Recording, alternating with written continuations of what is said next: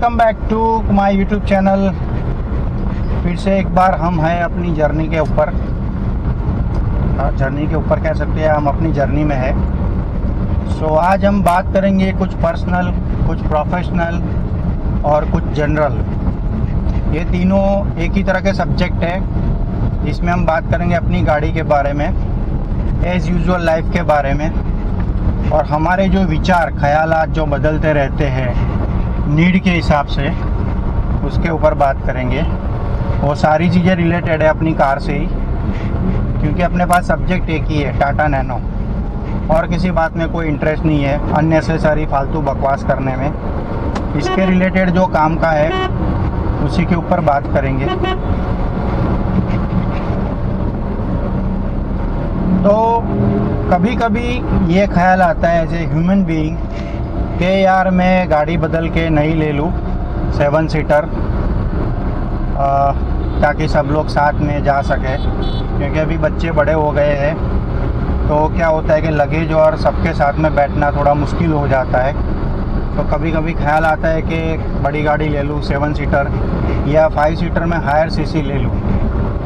फिर मैं सोचता हूँ कि गाड़ी का यूज़ कितना है मेरे लिए, तो फिर मैं सोचता हूँ कि नहीं जो है वो सही है।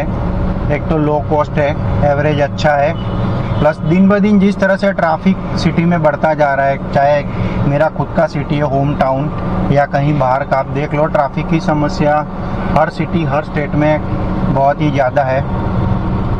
तो उस समय पे ये गाड़ी याद आती है कि नहीं यार ये बहुत अच्छी है, इसमें इजीली जो है हम निकल जाते हैं बिना रुके बिना फंसे। तो उसके हिसाब से फिर लगता है कि नहीं ये सही है, क्योंकि इतना यूज़ नहीं है डेली फ्रिक्वेंट में कि कहीं लॉन्ग डिस्टेंस, जैसे ऑफिस से घर लॉन्ग डिस्टेंस हो तो चलो बड़ी गाड़ी चाहिए हैवी सीसी की, ताकि जल्दी जो है हम कवर कर सके। तो अगर वो सब सोचता हूँ तो फिर लगता है कि ये अच्छी गाड़ी है, इसमें एवरेज भी अच्छा मिलता है और फटाफट आसानी से निकल जाती है ट्रैफिक में। प्लस इसका जो कॉस्ट कम है, इसकी वजह से इसका इंश्योरेंस प्रीमियम भी कम आता है, प्लस सर्विस कॉस्ट भी इतना नहीं आता है जितनी बड़ी गाड़ी होती है उसके कंपैरिजन में। तो ये सब देख के मन करता है कि नहीं भाई नहीं बदलना है, जो है वो सही है।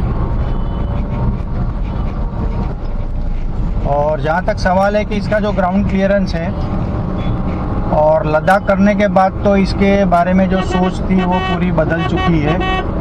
तो ऐसा ही मन करता है कि नहीं भाई ये सही है। अगर इसने लद्दाख कर लिया तो अगर मुझे नेपाल या और कहीं जाना है तो कोई दिक्कत नहीं है कि भाई गाड़ी नहीं चलेगी। और मुझे कमेंट आया था, अगर मेरे पास अगर उसका स्क्रीनशॉट है तो मैं शेयर करूंगा, अगर कमेंट रहेगा मेल बॉक्स में, तो कि वो बंदे ने अपनी टाटा नैनो को 4 लाख किलोमीटर चला ली। तो मतलब उससे कहते हैं पैसा वसूल, कि यार आपने 4 लाख चला ली, मतलब गाड़ी को पूरा निचोड़ दिया है। और मेरा अब तक मैं गिनूँ तो 30-35 हज़ार समथिंग कुछ टोटल चला हुआ है। उसमें से एक जो है मेरा लद्दाख वाला लंबा ट्रिप है।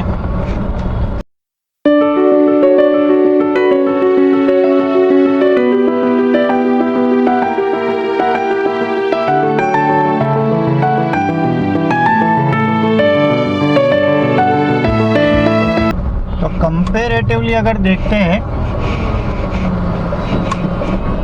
तो फिर सब कुछ सोच के मन यही करता है कि भाई जो है वो बरोबर है। अननेसेसरी खर्चा करने की या ईएमआई भरने की ज़रूरत नहीं है, क्योंकि उसमें इंटरेस्ट बहुत चला जाएगा। फिर उसका इंश्योरेंस अमाउंट ज़्यादा आएगा, प्रीमियम का सर्विस कॉस्ट भी ज़्यादा आएगा। इसमें मैं साल में एक बार सर्विस करवाता हूँ। अभी ये मानसून ख़त्म होगा सितंबर में, तो अक्टूबर में सर्विस करवाऊँगा, क्योंकि लास्ट अक्टूबर में ही करवाया था। और आज की तारीख में भी हम चलाते तो ऐसा ही लगता है कि बिल्कुल नई गाड़ी है। उसमें कोई भी ऐसा नहीं है कि भाई स्टीयरिंग हार्ड हो गया या प्रॉपरली स्मूथली जो है ड्राइव नहीं हो रहा है। तो ये अगर छोटी गाड़ी में अगर पावर स्टीयरिंग मिल जाता है तो इसको चलाना बहुत आसान हो जाता है। तो ये सब सोच के लगता है कि यार ये गाड़ी सही है। दिसंबर में इसको 9 साल हो जाएंगे, और लोग तो 15-20 साल से एक ही गाड़ी यूज़ करते हैं। तो फिर भी ये तो मेरी सेकंड है। पहली गाड़ी मेरी वैगन आर थी। तो अगर उसके साथ मैं कंपैरिजन करता हूँ तो service cost wise, average wise मुझे यही अच्छी लगती है। और अभी ऐसा कुछ है नहीं कि बहुत लॉन्ग डिस्टेंस करना है तो भाई ये जो लोगों की मेंटालिटी थी कि ये सिटी कार है, तो अभी वो मेंटालिटी रही नहीं है। जिसके पास है वो भी काफ़ी सारा घूम रहे। और मैंने आपको बताया जिस बंदे ने 4 लाख किलोमीटर चलाया उसने लद्दाख किया है, 4 धाम किया है, मतलब काफ़ी सारी जगह पे केदारनाथ किया है। तो ये सब करने के बाद अगर उसमें हो सकता है तो डेफिनेटली नैनो का जो ग्राउंड क्लियरेंस है 180 mm, उसके हिसाब से तो आप आसानी से ऑफ रोडिंग भी कर सकते हो, तो ऐसा बड़ा इश्यू नहीं आएगा। तो हमारा टाइटल यही है, Tata nano life goes on. तो मतलब अपनी जो नैनो है उसी के साथ अपनी लाइफ जो है गुजर रही है। चाहे आप डेली कम्यूट ले लो या लॉन्ग डिस्टेंस टूर ले लो या शॉर्ट डिस्टेंस टूर ले लो, तो life goes on with Tata nano. तो ये आज का हमारा टाइटल है। तो मैं जो आपके साथ बात कर रहा हूँ, डिस्कस कर रहा हूँ, आप भी मुझे कमेंट करके बताना कि मैं जो सोच रहा हूँ वो सही सोच रहा हूँ या गलत है। अगर आपके पास नैनो है तो आप मुझे बताना कि आपने अब तक कितना किलोमीटर चलाया कितने साल में, क्योंकि 9 साल में मेरा 30-35 हज़ार समथिंग चला हुआ है, क्योंकि ऑफिस में ज़्यादा नहीं ले जाता। लेकिन अगर मैं कल की बात करूँ तो कल मैं 2 व्हीलर पे घर पे जा रहा था और ऑल ऑफ सडन बारिश चालू हो गई तो मैं पूरा भीग गया। तो उस समय मुझे एक नैनो की याद आई कि अगर मेरे पास जो नैनो होती तो मैं भीगता नहीं, ऊपर से आसानी से घर चला जाता बिना भीगे। तो इसीलिए मैं कहता हूँ कि भले गाड़ी छोटी हो बड़ी हो, गाड़ी होती है, लेकिन छोटी गाड़ी का एडवांटेज ये है कि ट्रैफिक में आप इजीली निकल जाते हो, प्लस एवरेज अच्छा मिलता है और आपका जो मेंटेनेंस कॉस्ट होता है वो कम होता है उसकी वजह से। तो अगर इतना सब कुछ चलाने के बाद अगर मैं फाइनल अगर सोचता हूँ तो मुझे एक ही ख्याल आता है कि भाई नैनो है तो अच्छी बात है।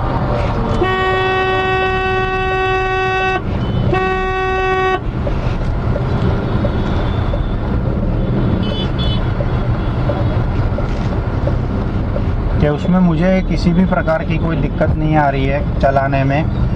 अभी भी देखो ट्रैफिक था पर अपने फटाफट निकल गए। तो मैं तो कभी ये नहीं मानता कि गाड़ी बड़ी होनी चाहिए, आपकी रिक्वायरमेंट के हिसाब से चलो। ऐसा नहीं है कि ज़रूरत नहीं है और फिर भी आपने बड़ी गाड़ी ले ली, क्योंकि उसमें आपका ही नुकसान है लोगों को दिखाने के चक्कर में। मुझे कोई फ़र्क नहीं पड़ता है कोई इसको क्या बोलता है, क्या कहता है या क्या देखता है, चाहे रिक्शा कहे, छकड़ा कहे, जो भी कहना है कहे।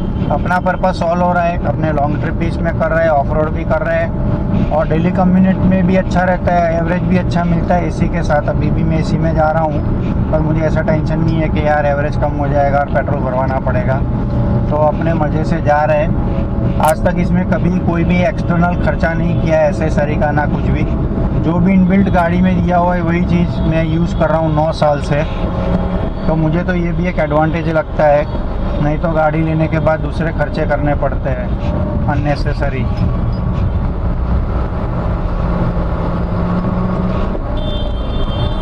स्पीकर बाहर से डलवाना पड़ता है, फिर फॉग लाइट डलवानी पड़ती है, म्यूज़िक सिस्टम डलवाना पड़ता है।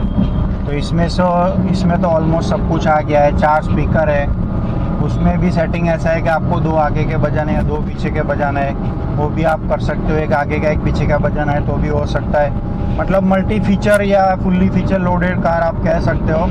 तो अपनी लाइफ तो आराम से चल रही इसमें, चाहे धूप हो, बारिश हो, धूल मिट्टी हो या विंटर हो। तो ठंडी में हीटर ऑन कर दो, गर्मी में एसी ऑन कर दो। मानसून में भी कोई दिक्कत नहीं है कि चलो रुके, रेनकोट पहनने के लिए रुक गए या कहीं पेड़ के नीचे या ब्रिज के नीचे रुक गए बारिश की वजह से, बस चलते चलो। तो ये हमारा टाइटल इसमें सूट होता है कि Tata nano life goes on. तो भाई मुझे कमेंट करके ज़रूर बताना कि वीडियो आपको कैसा लगा। आप सही में जो मैं आपके साथ बातचीत करता हूँ, जैसे जैसे मुझे लगता है कि ये चीज़ अपडेट करनी चाहिए, बतानी चाहिए या जानने जैसी है, तो मुझे प्लीज़ बताना कि सच्ची बात है। और आने वाले टाइम पे जो ट्रिप प्लान की है तो उसमें देखते हैं, अगर सब लोग रेडी होते हैं तो अपनी नैनो में करेंगे, नहीं तो फिर अपना बादल तो ही जिस पे अहमदाबाद टू कन्याकुमारी किया था। पर मेरी जो ऑडियंस है उनको नैनो के साथ ट्रिप ज़्यादा अच्छी लगती है, तो मैं भी ट्राई करूँगा कि अगर सोलो करूँ तो भी मैं अपनी नैनो में करूँ। तो मैं सोच रहा था बीच में बाइक लेने का, फिर मैंने सोचा 7-8 लाख रुपए का बाइक लूँ, उसका डीबी भरूँ, EMI भरूँ, उससे बेटर है कि उतने पैसे में इसमें काफ़ी सारी ट्रिप कर सकता हूँ। तो मुझे तो ये सबसे बढ़िया लगता है कि लगेज कैरी नहीं करना है, बारिश का टेंशन नहीं है, धूप का टेंशन नहीं है, धूल मिट्टी का टेंशन नहीं है। तो लगेज डालो, निकलो, ज़रूरी है उतना सामान निकालो, बाकी गाड़ी में रहने दो। बाइक में क्या होता है, बार बार लोड अनलोड करना पड़ता है, हर रोज़ जहाँ रुकते हैं वहाँ पे अनलोड करो, फिर जब निकलते हैं तो लोड करो, तो उसमें 15-20 मिनट का जो है टाइम चला जाता है। तो उसकी वजह ये अच्छा है, अपने आराम से बैठे, एक सेफ्टी जैसा लगता है कि कोई अपने साथ है जब हम गाड़ी के अंदर होते हैं। तो भाई मुझे तो इसमें जर्नी करना बहुत अच्छा लगता है, स्मूथली चल रहा है। तो वीडियो को यहाँ पे एंड करेंगे। वीडियो अच्छा लगा हो तो लाइक शेयर जरूर कर देना। पहली बार जो भी देख रहे हैं प्लीज़ चैनल को सब्सक्राइब जरूर करें। Till then live a life, bye bye.